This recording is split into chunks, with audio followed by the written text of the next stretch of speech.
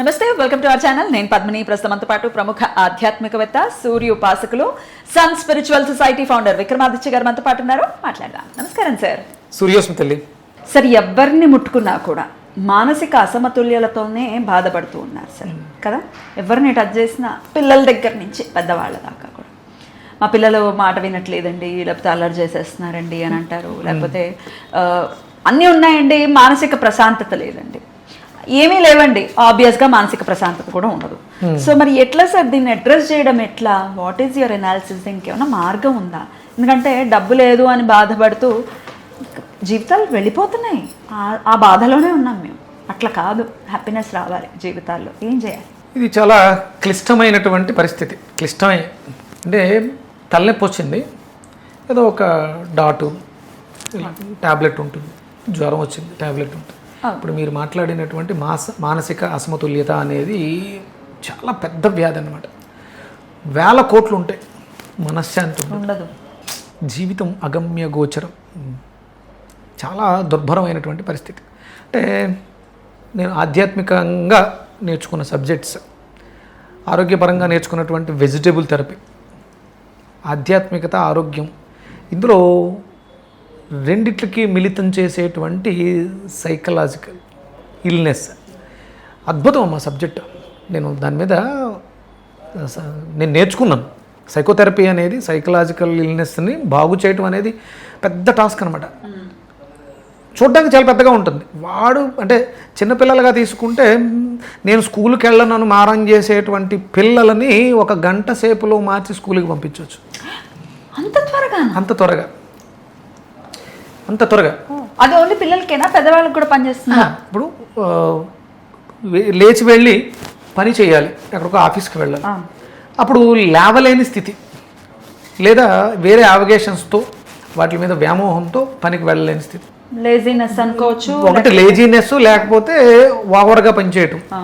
ఇవన్నిటికి కారణాలు మన శరీరంలో ఉన్నటువంటి 7 చక్రాల మీద ఆధారపడి ఉంటుంది. షట్చక్రాలు. నువ్వు ఈ మధ్య షట్చక్రాల మీద ఒక కొత్త సబ్జెక్ట్ చేస్తున్నావు, చాలా అద్భుతం. అంటే దాని గురించి పూర్తిగా తెలుసుకోవాలి. అంటే చక్రాల గురించి తెలిసినంత మాత్రాన సైకోథెరపీకి వెళ్ళడం అనేది ఇంపాసిబుల్. దానికి సాధన ఉండాలి, దాని గురించి పూర్తిగా తెలుసుకోవాలి.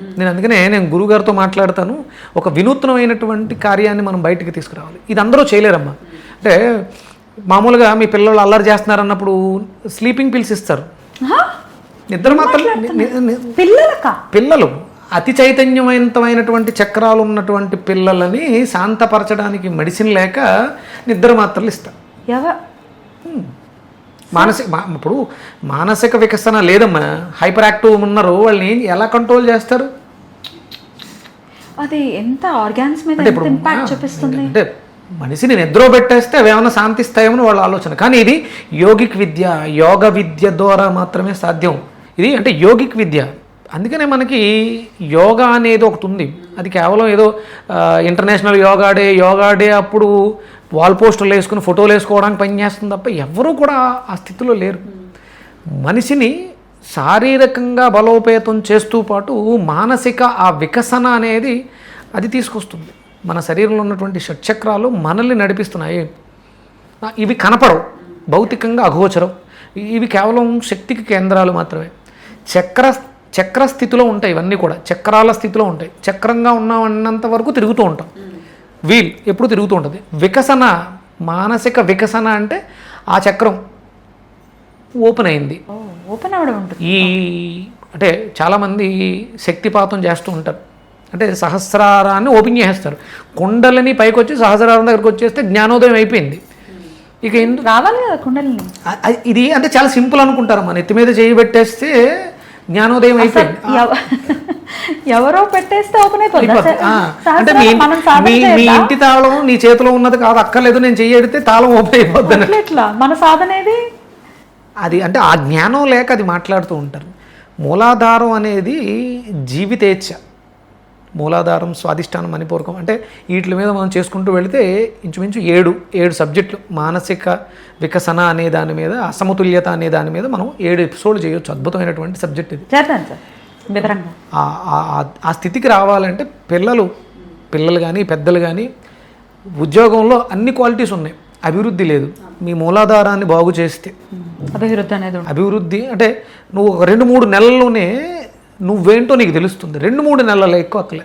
సైకోథెరపీ చాలా అద్భుతమైనటువంటి విశేషమైనటువంటి విశేష గుణాలు దాంట్లో ఉన్నాయి. విశేషము విశేషణము రెండూ దాంట్లో ఉన్నాయన్నమాట. మూలాధారాన్ని బాగు చేసుకోవడం. అందుకనే మనకి దేవాలయాలకు వెళ్ళినప్పుడు ముందు ఫస్ట్ గణపతికి చేసేటువంటి నమస్కారం నీ మూలాధారాన్ని చైతన్యవంతం చేస్తుంది. తర్వాత అమ్మవారి దగ్గరికి వెళ్ళినప్పుడు అమ్మ స్వాధిష్టానాన్ని చైతన్యవంతం చేస్తుంది. గురుడికి చేసేది, రవికి చేసేది మణిపూరకాన్ని జాగృతపరుస్తుంది. అనాహతం భుతుడు, దాని ద్వారా హృదయ వికాసన జరుగుతుంది. ఎప్పుడైతే హృదయ వికాసం జరిగిందో, ఎలాంటి కల్మషాలు లేకున్నాడో, విశుద్ధి ఓపెన్ అయి వచ్చేటువంటి మాటలు సౌమ్యంగా అందంగా వస్తాయి. ఎప్పుడైతే మాట సౌమ్యత ఉందో నీ జీవితం, గమనం, గమ్యం ఇవన్నీ కూడా ఆజ్ఞ అద్భుతంగా కనిపిస్తుంది. ఇక సహస్రారం అల్టిమేట్. అప్పుడు వెళ్తావు. సహస్రారం ఓపెన్ అయ్యి నీకు కుండలిని జాగృతమై అంటే శక్తిపాతం అనేది అప్పుడు జరుగుతుంది. అంటే చేయబెట్టేస్తే శక్తిపాతాలు జరగవు. నేను తెగ చేసేయచ్చు. ఎందుకంటే నేను 13 ఏళ్ళుగా 2013లో సైకోథెరపీ చేశాను. ప్రాక్టీస్ చక్రాల మీద, చక్రాలకు సంబంధించి చక్రస్థితి నుంచి పుష్పంగా వికసించాలి, వికసన రావాలి. అందరికీ చక్రాలు ఉన్నాయి. ఆ వికసన ఏంటో తెలియదు, ఎలా ఓపెన్ చేయాలో తెలియదు. రేచర్స్ కూడా ట్రావెల్ చేయాలి కదా పైకి. ట్రావెల్ చేసినప్పుడే కదా అక్కడ సహస్రారం. అంటే ఏదో ఒక గురువు ఇచ్చేస్తే అస్సలు రాదు. అంటే గురువు నీకు సహాయకారు అవుతాడు. శక్తిపాతం ఎప్పుడు చేయగలుగుతాడు గురువు అంటే, నువ్వు సాధకుడు అయితే నీకు అడ్డంకులు ఏమైనా ఉంటే ఆయన ఓపెన్ చేయగలుగుతాడు, మార్గనిర్దేశం చేస్తారు. అప్పుడు మాత్రమే కుండలిని ఓపెన్ అవుతుంది. నాకు చేసేయండి సార్ కుండలిని ఓన్లీ సహస్రారం ఒకటి చేసేయండి అంటే కుదరదు. అదే పాపం పాము ఎక్కడో కింద పడుకొని ఉంటుంది. మూలాధారంలో నువ్వు చేసే పనులన్నింటికి తిట్టుకుంటే చెయ్యి ఎదవకనా, ఆడికే మంత్రం రాదు తంత్రం రాదు, నెత్తిమే చేయడితే నీ కుండలిని ఓపెన్ అయిపోతుంది, నేను ఎందుకు పైకి వస్తాను రా ఇలా అంటారు. రాదు అసలు. కుండలిని మూలాధారంలో ఉన్న ఆ శక్తి ఏదైతే ఉందో చాలా వర్చస్సుతో ఉంటుంది. అది వచ్చేటప్పుడు ఆ వ్యక్తి మాటలో, వర్చస్సులో మీకు తేడా తెలుస్తుంది కదా. మూలాధారం దాటిన వ్యక్తిలో చాలా సౌమ్యత ఉంటుంది. స్వాధిష్టానం దాటితే ఆ శక్తి మణిపూరకాన్ని చేరుకునేసరికి ఆ మనిషి శరీరం అంతా సువర్ణమయం అయిపోతుంది. అంటే తేజస్ అలా కనపడుతుంది. తేజస్ ఆ ఒంట్లో ఆ చుట్టూ ఆర రంగు మారిపోతూ ఉంటుంది. అంటే అంతవరకు 7 రంగులుగా ఉంటుంది ఆర. వర్ణం ఎర్రగాను, పసుపుగాను, ఆకుపచ్చ రంగు, ఇన్ని వర్ణాలలో ఉన్నది ఒకటే వర్ణం సువర్ణమయం అయిపోతుంది. వాళ్ళు అవధూతలుగా, శక్తిని పుంజుకున్నటువంటి గురువులుగా, వ్యాసుడు, మనకి రమణులు ఇలాంటి వాళ్ళందరూ ఆ స్థితికి రావాలంటే ఇప్పుడు మీరు అడిగిన ఈ మానసిక వికసన రావడానికి ఎవరైతే అసమతుల్యతలతో అంటే ఆత్మ న్యూన్యతా భావంతో, ఆత్మహత్య వీటితో ఉన్నారో వీళ్ళందరూ ప్రతిరోజు సూర్యోదయ సమయంలో గుంజిళ్ళు తీయండి. మూలాధారం ఫస్ట్ యాక్టివ్ అవుతుంది. నెమ్మదిగా ఆ సైకోథెరపీ ఏంటి, చక్రాలను ఎలా ఓపెన్ చేసుకోవాలి, వాటి గురించి మనం మాట్లాడుతాం. సో మూలాధారాన్ని సింపుల్ గా మనం యాక్టివేట్ చేసుకోవాలంటే గుంజిళ్ళు తీయాలి సూర్యోదయ సమయంలో. ఎన్ని తీయమంటారు? 14 గుంజిళ్ళు తీయాలి. అలా ఒక చిన్న మంత్రం చేద్దాం. చెప్పండి. కళ్ళజోళ్ళు తీసి. నేను కూడా చేయనా? కళ్ళు మూసుకోమ్మా. దీర్ఘంగా శ్వాస తీసుకో, నెమ్మదిగా విడిచిపెట్టు. దీర్ఘంగా శ్వాస తీసుకో, నెమ్మదిగా విడిచిపెట్టు. దీర్ఘంగా శ్వాస తీసుకో, నెమ్మదిగా విడిచిపెట్టు. శ్వాస గాఢంగా దీర్ఘంగా తీసుకుని విడిచిపెట్టేటప్పుడు ఓంకారాన్ని ఉచ్చరించాలి.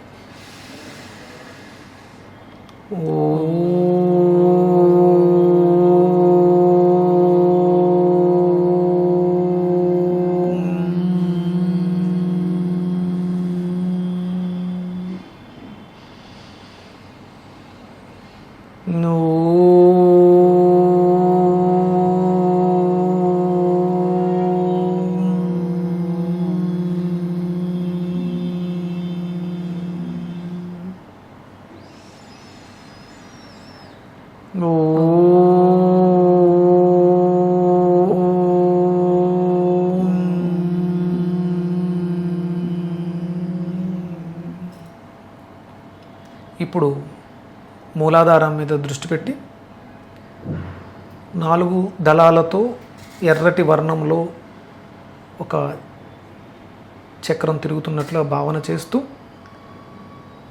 మూలాధార మంత్రమైనటువంటి లం బీజాన్ని ప్రణవంగా ఉచ్చరిస్తాం. శ్వాస తీసుకోండి. లం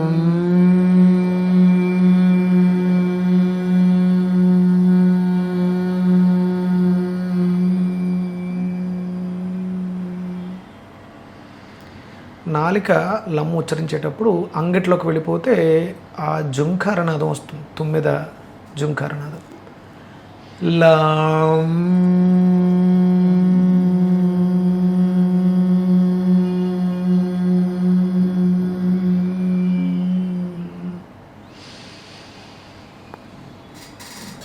లం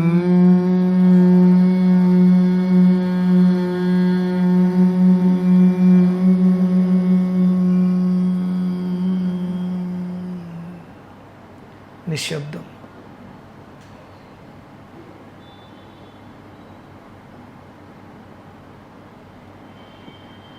నెమ్మదిగా కళ్ళు తెరవండి.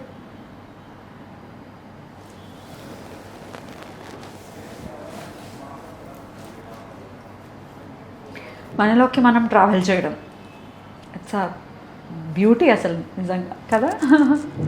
చుట్టూ ఎంత చేంజ్, ప్రశాంతంగా అనిపిస్తుంది.